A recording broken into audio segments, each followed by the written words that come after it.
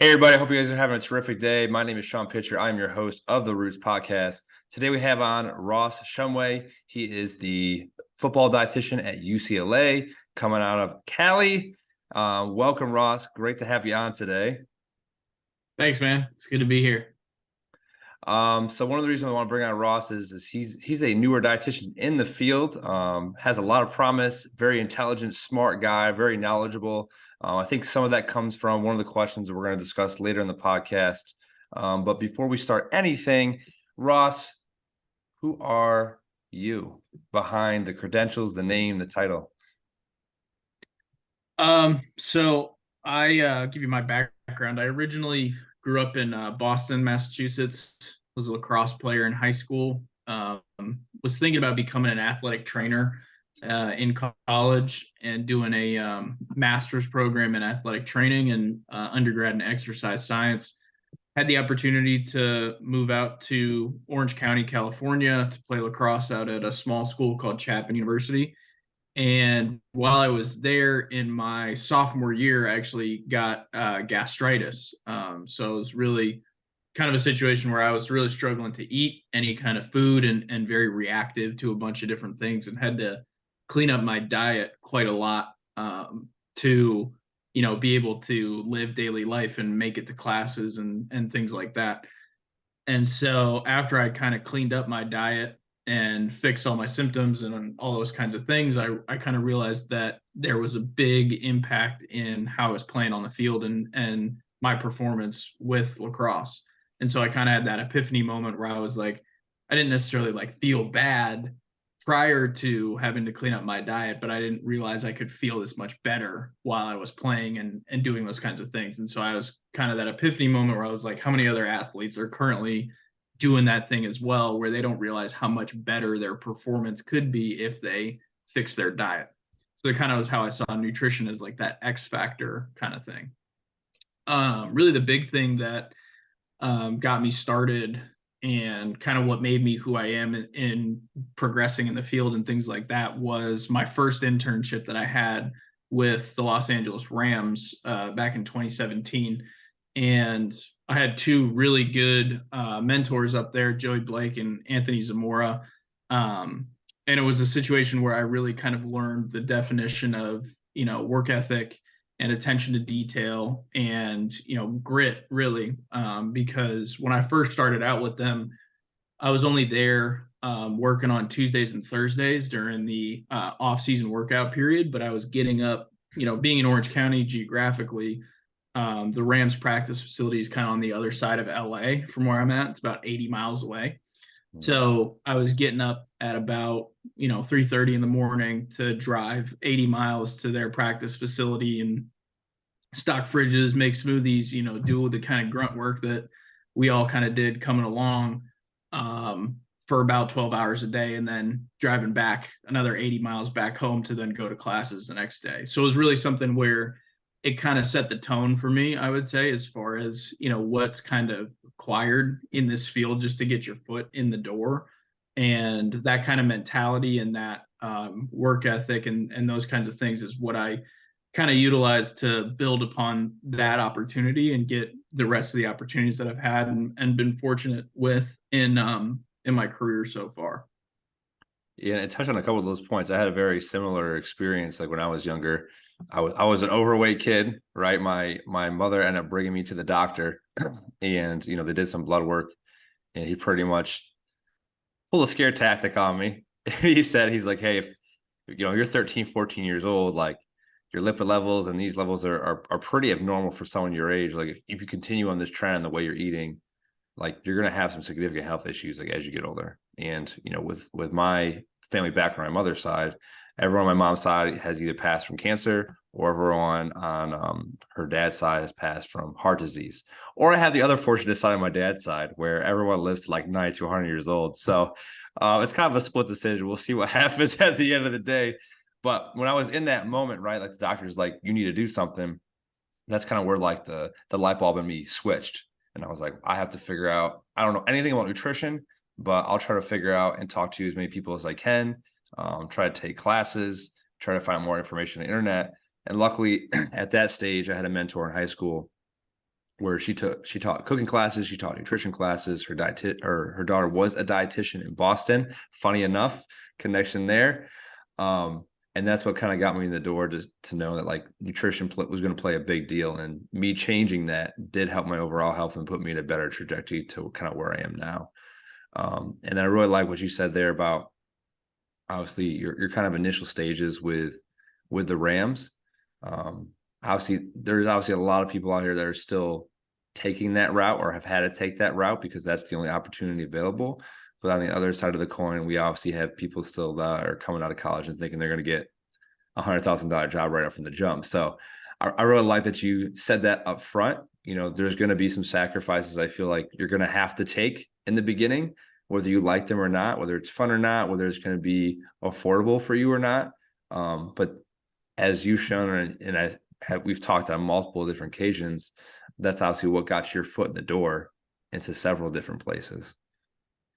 Yeah, it's one of those things where like, you know, being and I should backtrack a little too, like just to let everybody know that I was on the CPSDA student committee for 2 years, and so I talked with a lot of undergraduate dietetic students, a lot of master's dietetic students, a lot of dietetic interns. They're trying to break into the field and do all those kinds of things.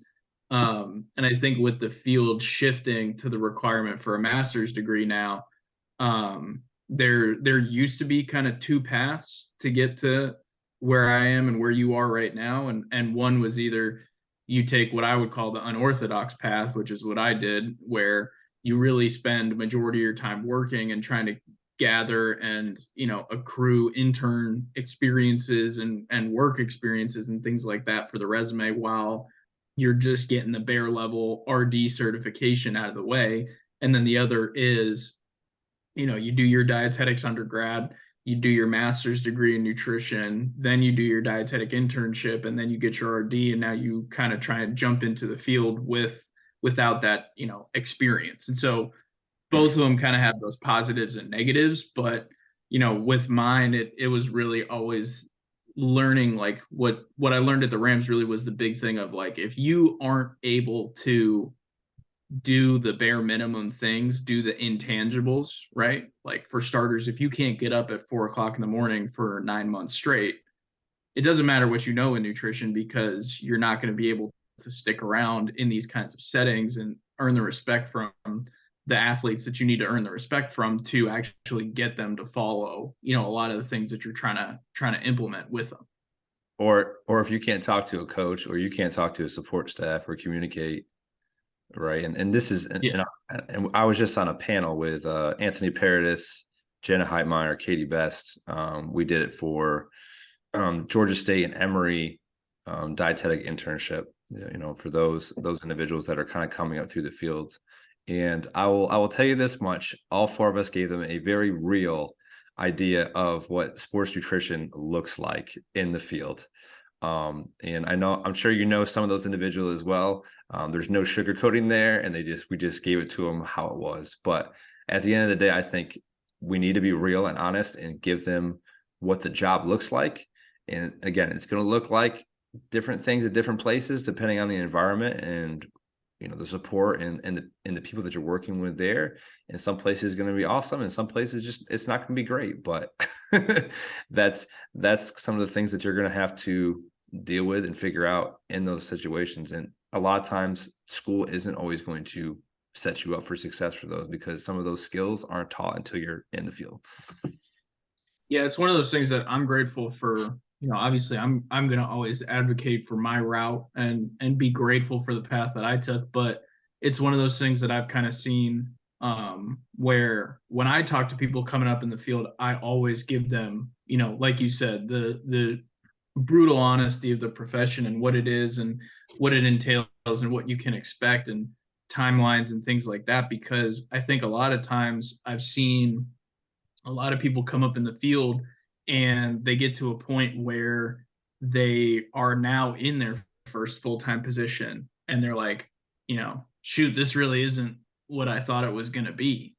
But now I'm knee deep in this profession and I'm 6 years of student debt into a career. And, you know, what am I going to do at this point kind of thing? How am I going to make this work? And I think I think the thing that I always try and be real about with anyone that I'm talking to as well is, a lot of times with the orthodox path of getting to, a sports dietitian role, you never end up fully getting that immersion in the profession or in a role until you have your RD and you're accepting that first full-time role. So it's like if you are an undergrad dietetic student, then you move to a master's program, then you move through your DI, then you get your RD, you're never able to fully give 80, 90 hours a week for, a position because you got classes and things like that. So you might go, and I have student workers now that do this, but you might go, 20 hours a week in your undergrad, just working,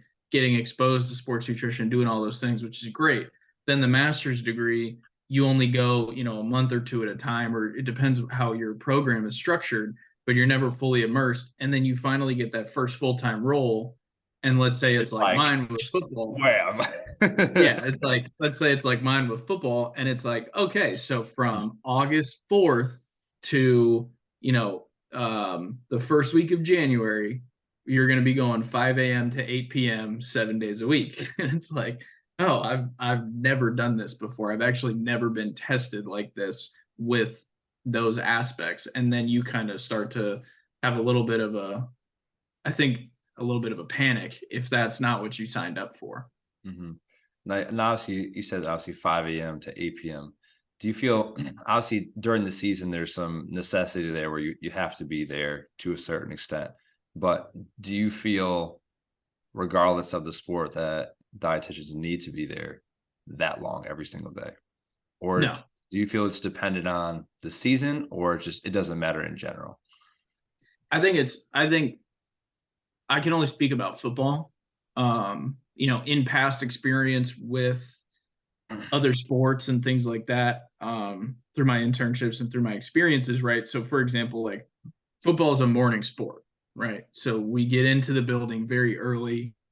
Things start rolling at about 6 a.m. for us. And with our program, we really prioritize sleep and recovery and all those different kinds of things. So, like, we want our guys to get a good night's sleep and things like that. And that's why our daily schedule is structured the way it is. That being said, most programs have a 6 a.m. workout that starts at 5:50 or whatever it is. You're on the field, right? So realistically, you're setting things up and making sure that pre-practice, pre-conditioning, nutrition, and everything like that is out and set up by, about 5:30. So you're in the building by 4:30, 4:45 to get everything ready, right? That's just the nature of the schedule, right? Basketball, for example, they play a lot of night games and it's a consistent schedule and it rotates all the time. And so, with college or professional basketball, sometimes you're not in the building until 11 a.m. in the morning because you were, working until 1 o'clock last night, kind of thing.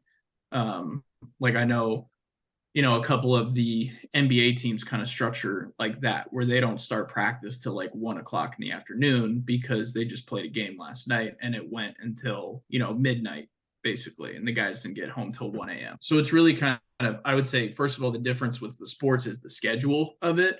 And then the true requirements of what you need to be doing while you're in the building.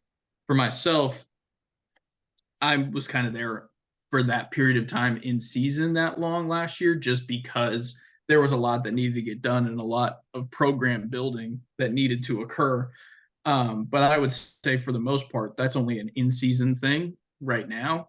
And it's really dependent on the program too. Like, I wanted to be there as much as I could. And I was during the summer when I first came on last year as much as I could, just because you need to get those touch points with the athletes, with the coaches. You need to kind of build that rapport.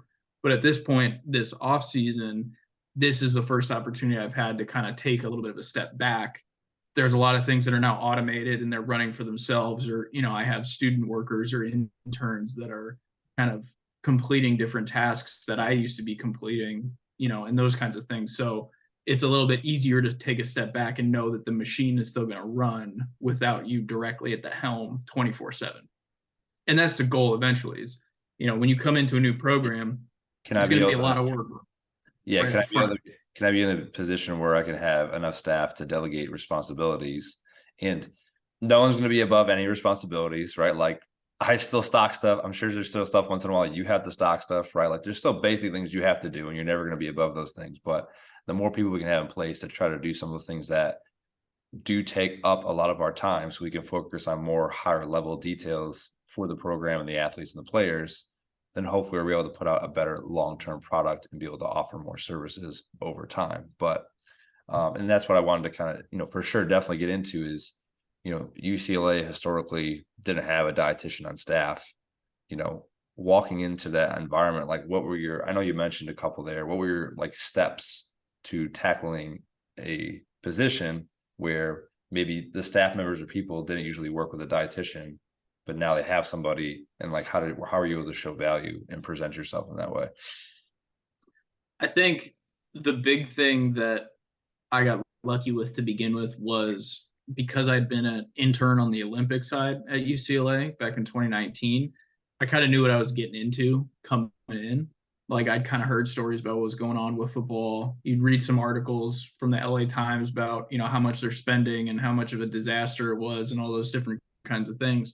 And then on top of that, because it had taken them so long compared to the rest of the field to hire a dietitian for football, there was a lot of excitement around my hire. So, the athletic trainers were immediately like, yeah, this is great. We were very happy to finally have a football dietitian on board. Like, this is awesome.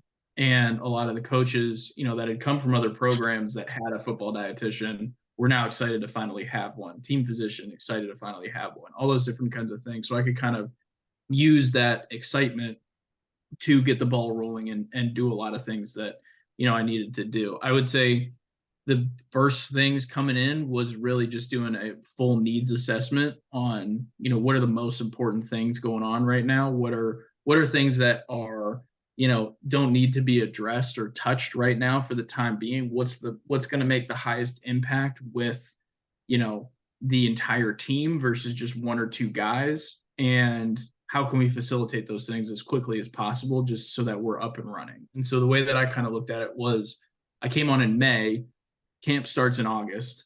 That's my timeline. If I can get, things up and running and operational to the point that, we're getting some sort of nutritional support for these guys by August, and we have a majority of our bases 20% covered, then we're in a good spot and we can continue to grow it and build it as we go along. So that was kind of the big things, for example, the food service there, the food's good. They serve breakfast, lunch, and dinner every single day. So it's not something that necessarily needs to be addressed. It was more aspects with, staffing, counseling, fueling station, getting it up and running, all those different kinds of things that a lot of people, I think, don't really think about, because when you come into a facility on a daily basis, it's like the cup dispenser's there on the wall, the snack cart is there, the relationships with the vendors have already been established. All those different kinds of things were more of the priorities that needed to get done from those standpoints. And then being able to counsel guys and get them educated to get to a point that they needed to get to with a very short window of, 3 months. It's like we got summer conditioning, summer training, and that's it. We're in camp. So if we got to move you body comp wise pretty quickly, we got to do it right now, kind of thing. So what were probably some of the quickest changes that you saw after some of these initial things that you were able to implement into the program? Like whether it was body comp, whether it was guys have more energy, whether it was you worked with the sports medicine staff and you were able to see less injuries, like just to give like the audience and the people an understanding, like how you just being there a year probably made an impact on the result of the players. Obviously, I know you guys had a really great season, so that's obviously probably one factor amongst many factors that helped out. Yeah, I would say on the back end, the number one thing that sticks out above anything was we had 3 soft tissue injuries for the entire season. So That's amazing.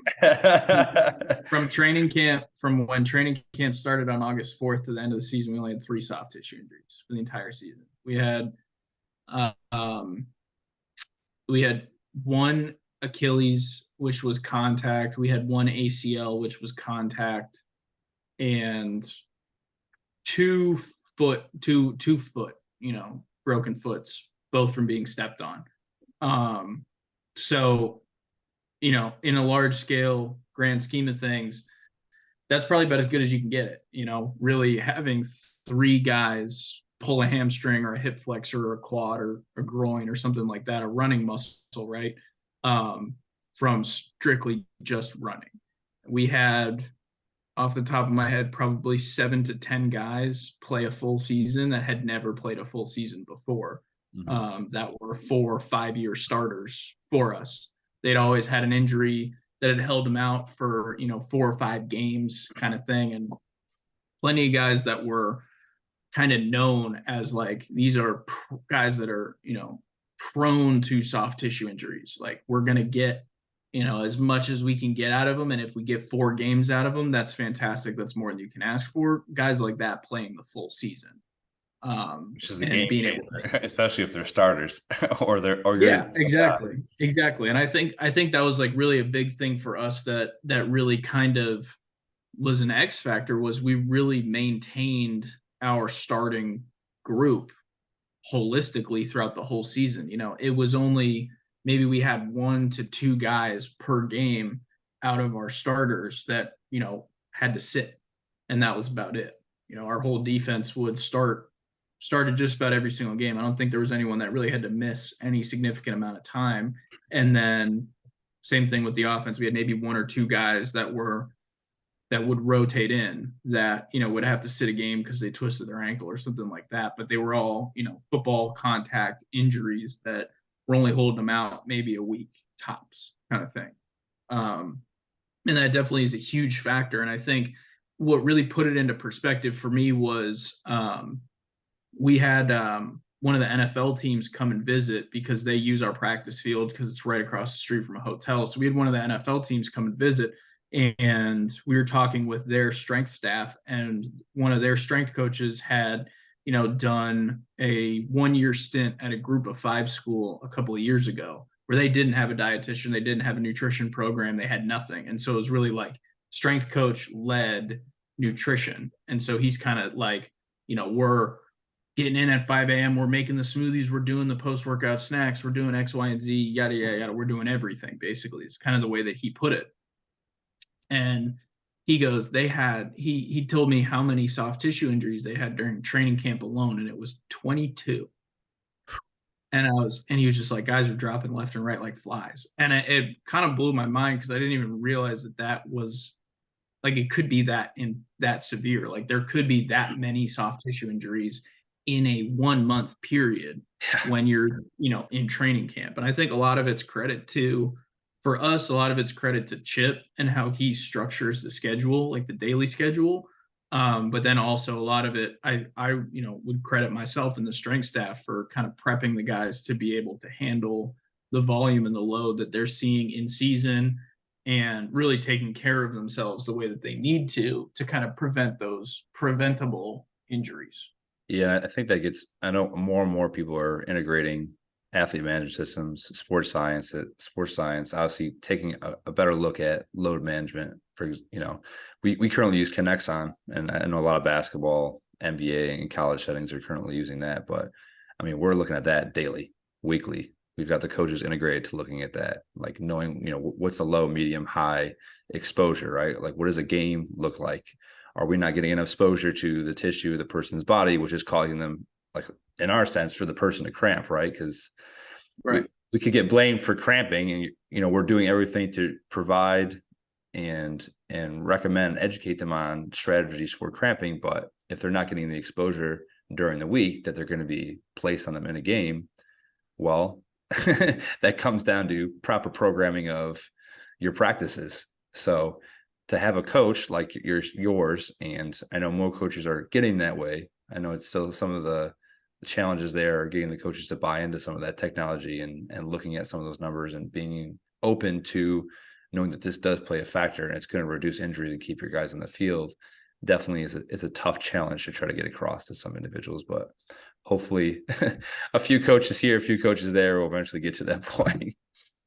Yeah, I think that's definitely like a huge benefit in working for Chip is he really prioritizes a lot of those things because he gets it. Like at the end of the day, he understands like, yeah, Mm, it doesn't matter if this kid's like a 4 or 5 star, he can run, a really great 40-yard dash and he's got great separation on the edge and when he's there because he's not going to be playing. He's going to be standing on the sidelines because he tweaked his calf or something like that. And so it doesn't make any sense for us to worry about all these things when this kid's literally not available to play. And so that's one of the big things that I think I'm definitely really grateful for with that is, his buy-in to not just nutrition, but buy into the sports science side of things, mm, buy into the athlete management aspects of all these different things.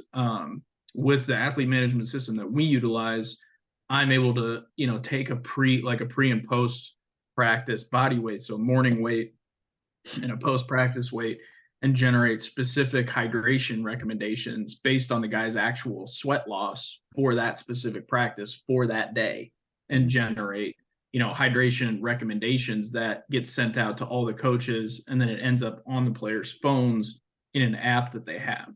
And so in season, especially during camp, and then throughout the rest of the season, the first thing that the coaches do in their afternoon meetings is they take that hydration recommendation for their position group and they stick it on their whiteboard, and they just make the guys sit there and look at it. And some of the position coaches will literally like go to the mini fridge and it's like, all right, it said you need to drink 4 water bottles and 3 drip drops. Here you go. You're not able to leave this room until you finish all 4 of these water bottles and all 3 of these drip drops. Like, I'm going to sit here and watch you do it because I know that this is going to keep you on the field come Saturday. And that's one of those things is with Chip and with our coaching staff, the buy-in that we've gotten there, the big like result, the big accomplishment of that would be the first game we played this season against Bowling Green. It was the hottest game in Rose Bowl history. It was like 105, 106 degrees on field temp, zero wind, just pure sun beating down on everybody. And we didn't have a single guy cramp on the field. And Bowling Green, who doesn't have, sports nutrition staff at all, I think they had about 15 cramps come like the third and fourth quarter of the game. It was kind of crazy where it was just, like one guy was there's going down to bring another guy in. yeah, it was like there was 3 stoppages every single drive from like the third and fourth quarter. Like they had to stop the game, 3 times a drive because Bowling Green lost a player and they got to get him off the field and stuff like that kind of thing. So it was one of those things where that kind of immediately showed the buy-in with what I was trying to do and implement with these guys because our guys are properly hydrated, they're properly prepared from a neuromuscular standpoint, from a hydration standpoint, going into a game like that where most of these kids really had never played in that kind of heat before. Mhm. And I think the benefit there is it's giving the athlete real-time feedback, whether it's daily, weekly, monthly, and then obviously not only are you pushing it, but the coaches are pushing it. And it's like it then becomes a situation where the athlete can't say they didn't know, they couldn't do it, or they weren't aware like that was what's going to help make the change to keep them on the field. Like there's no BSing. Like the numbers are the numbers. Right. I've started to do that with our body comp, our weights, meal compliance, supplement compliance, right? You have a guy that says, oh, I want to put 10 pounds on, right? Because let's say you're a guard and the NBA average right now for a guard is 190 to 195. Okay, well, your meal compliance is 20%. You don't take your supplements. You don't ask me anything to try to get better from a nutrition standpoint. You don't show up to so I mean you go over what I do, and I could go to all the other different interdisciplinary staff that I work with, and you're probably going to see some type of negative or effect, whether it's an injury, whether their strength numbers are going down. Like it's not only going to happen in one specific section, it's probably going to carry to multiple different places. And it's like when you can just cross correlate that and visually show them in a quick and easy format, whether it's colors or whether it's a graph that's going up and down or whatever it is, it makes it much easier to get your point across. And it's like, well, what are you going to tell me? It's really on you. You got to have to make the change to want to get to this goal, because clearly right now, from what we're showing you, that's not happening. And it's not hurting me. it's on you. So then it takes a lot of the onus on you, and you're trying to put the ownership back on them. Like, you need to take, your body's your business. You need to take charge of that and invest in it if you want to have a long career, or you even just want to play consistently today or this year. So Yeah. Yeah. 100%.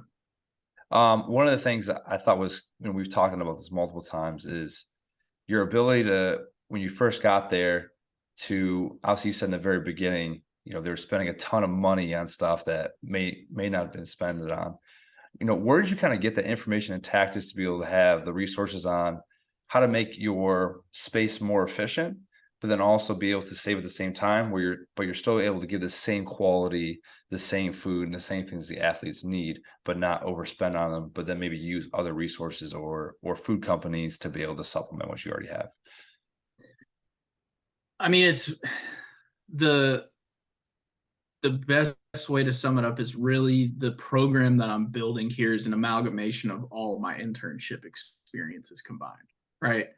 Mhm. And a lot of it has to do with strictly just seeing other programs and how other people run their sports nutrition department, their football nutrition program, all those different kinds of things. When we travel, I reach out to every single dietitian for the opposing team and try and see, hey, can I come check out your facility? Or when they come here, it's tough because the Rose Bowl's in Pasadena and we're in Westwood, so it's about like an hour and a half drive with traffic sometimes. But I always invite them to come by and check out the facility and stuff like that, because you'll see things that you've never seen before. You'll see ways that things have been done that you've never seen them done before. And the only thing that it has is value for you, right? And value for the program. And so at the end of the day, what I was lucky with was we were spending a lot of money on a lot of things that I didn't necessarily feel were the most efficient ways of doing certain protocols, certain practices, certain ways of doing things. And we, didn't have a couple of things that, we could utilize. And so, for example, I'll give you a good example. One of them is we spent a lot of money on cherry Bundy, right? A lot of money on cherry juice. We constantly had it stocked in the fridge and all those kinds of things. And something that was a big takeaway that I had from working at Nebraska with Dave Ellis was he really emphasized don't overcomplicate a lot of these things, and don't ever um, not take into account, or I'm struggling to think of the correct word to say this, but don't ever try to overcompensate the body's natural ability for adaptation, right? You need inflammation, you need these stressors for the body to be able to adapt to it. And so for me, one of those big things was, why are we supplementing with cherry juice all year long? If it's supposed to be an antioxidant, it's supposed to combat muscle soreness and inflammation and all those different kinds of things. In the off season, we need that inflammation, we need that muscle soreness, we need that adaptation to the stimulus that we're having in the weight room. So do we really need to be spending the money on constantly having cherry juice stocked in the fridge, or can we only put it in at key times throughout the year? Like when we, play a Saturday game and then next week we play a Friday night game. And so we have a short week. We don't get a day off on Sunday, those kinds of things. That's definitely where I Almost started. like periodizing when Yeah. to put certain things in where they're going to have the biggest bang for your buck. For one, periodizing it, and then two, kind of looking at the products that we had, and a lot of the things, a lot of it was at the fueling station. So looking at the products that we had and kind of saying like, okay, we have a budget here, and we have a budget here that's big enough for us to be able to buy some whole food products versus protein bars. And I'm able to bring in a staff that can do a majority of the food service to kind of prep these whole foods, fruits and vegetables, different things like that. So do we need to spend all this money with a company to buy protein bars and energy bars and meal replacement bars and all these kind of like traditional sports nutrition stacks? Or can we just buy all these things from Costco and move away from bars, move towards some whole foods, and have my workforce kind of prepare these foods instead? And a lot of it is really just at the end of the day hard numbers and kind of playing around with it on Excel and things like that, and kind of saying like, all right, if we extrapolate this out for a year, what's that going to look like? And then being able to establish good relationships with our finance department in athletics to kind of say, can I get access to the ledgers for last year, for our weight room, for our fueling station budget, for our student meals budget that we spent with football, and can I dissect them and look through them and kind of analyze where did the money actually go, and then do I feel like that's actually like a good place for us to go? So like one of the examples was like our protein powder company. When I first got there, we were sitting on like 1,500 or 2,000 bars, like protein bars, like in boxes. There was like 60 boxes worth of protein bars, like in our dry storage, same flavor. And we had spent, I don't remember exactly how much we had spent, but it was 5 figures with that company the past year. And I was like, okay, do we really need to spend all this money with this company this next year, considering we have like 60 boxes of protein bars sitting in our dry storage right now? And they don't even want the protein bars anyways. And our guys really aren't eating them. That's why they're all sitting there. They'd rather make them a fresh PB&J. Yeah, exactly. So it's like just reallocating a lot of that money elsewhere. And then at the end of the day, utilizing, a lot of the resources that I've seen utilized at other, positions in those. So, reaching out to, guys that I know in the area saying, hey, we're looking for, cheaper options and things like that, doing cost comparisons. Really, the end of the day, a lot of that food service stuff that you kind of got to get your hands dirty with and do the nitty gritty for, because at the end of the day, it's going to be able to provide you enough, free, it's going to be able to free up enough capital for you to be able to do a bunch of different things. I mean, the most recent thing that we did about 2 months ago is completely redid our dry storage so that we have, sliding shelves, and we have an actual food prep table, vegetable wash sink, sanitation station, and moved our industrial dishwashers. About, pretty good amount of money that we were able to free up from, a single budget by just being more efficient with what we were doing. Exactly. Love it. Love all of it. and that, and I'll kind of end with this because we only have a couple minutes left, but obviously your finance department or any athletics department, if you're able to save them some type of money in the long term, that's going to give you a big edge into when you get to certain extents where you need to ask for other stuff, because they know they'll know that, okay, well, they need this for a reason. They don't just need this because it's a wish list item. It's like, he's shown us that he's been able to save us money before. So probably some of the things he's considering or wants to do is going to continue to save us money long-term and in the future. And that's going to help both parties. So you want, but then finance is also going to help save on what they need. And maybe they can allocate stuff to other places that they have to as well. Exactly. And you got to be able to have those conversations too. That's what I would say. That's the big thing. Yeah, that's super important. But Ross, really appreciate you coming on. Where can the viewers reach you at if they want to contact you? You can find me on Twitter. It's actually been a while. It's probably at Ross Shumway, I think, on Twitter. And then you can find me on the UCLA website, UCLA Athletics website, and then reach me via the email that I have on there if you want to reach out and get in touch with me. And if anyone wants to reach me, I'm overtime_Sean. All my digital links are on my link tree in my IG bio. Lots of great information there: strength, nutrition, YouTube, and more episodes of the Root podcast. So if you guys want any of that information, you can go ahead and hit it up there. Again, thanks, Ross. Appreciate you coming on. Yep. Thanks, Sean. Appreciate it. See you.